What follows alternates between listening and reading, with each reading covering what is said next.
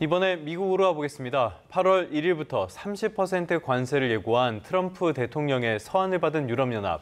이유는 보복 관세를 일단 연기하고 협상에 매진하겠다고 밝혔습니다. 하지만 관세율 30%는 EU가 목표였던 것보다 훨씬 높은 데다가 관세 시행일까지 시간이 많지 않아서 협상이 쉽지 않아 보입니다.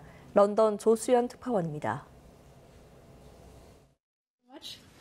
우르줄라 폰데어라이엔 EU 집행위원장은 현지 시각 14일 발효 예정이던 대미 보복 관세를 8월 초로 연기한다고 밝혔습니다. 8월 1일부터 30%의 상호 관세를 부과하겠다고 한 트럼프 대통령 서한에 보복 조치 유예 기간을 한 차례 더 연장한 겁니다. 폰데어라이엔 집행위원장은 지금은 협상할 때라며 협상을 통한 해결책을 최우선으로 한다는 입장을 재확인했습니다. 다만 필요할 경우 시행할 대응 조치 준비도 계속할 것이라고 강조했습니다.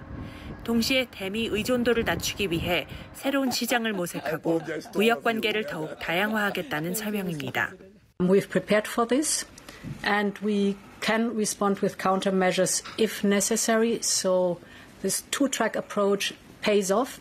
트럼프 대통령이 예고한 관세율 30%는 현재 시행 중인 기본 관세 10%와 지난 4월 상호 관세율을 처음 발표할 때 거론한 20%보다 높은 수준입니다.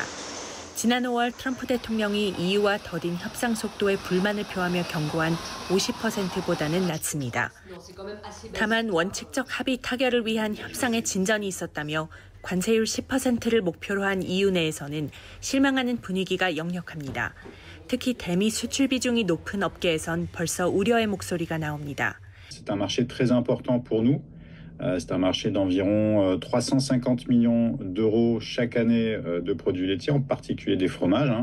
On exporte chaque année 25 000 tonnes de fromage aux États-Unis, donc c'est un choc. EU 회원국마다 대응 수위를 놓고 의견이 제각각인 가운데 EU 통상장관들이 현지 시각 14일 만나 대책을 논의할 예정입니다. 런던에서 YTN 조수연입니다. 미국의 무역 협상은 거듭된 압박 속에서도 여전히 뚜렷한 성과는 내지 못하고 있는 상태입니다. 백악관은 트럼프 대통령이 무역 협상에서 원하는 결과를 얻지 못한다면 8월 1일에 실제로 관세를 부과하겠다고 경고했습니다.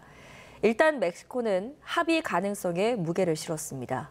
워싱턴 홍상희 특파원입니다. 케빈 해시 백악관 국가경제위원장은 트럼프 대통령이 지금까지 진행된 무역 대상국과의 합의 내용을 살펴본 뒤 더 나은 협상이 필요하다고 말했다고 밝혔습니다.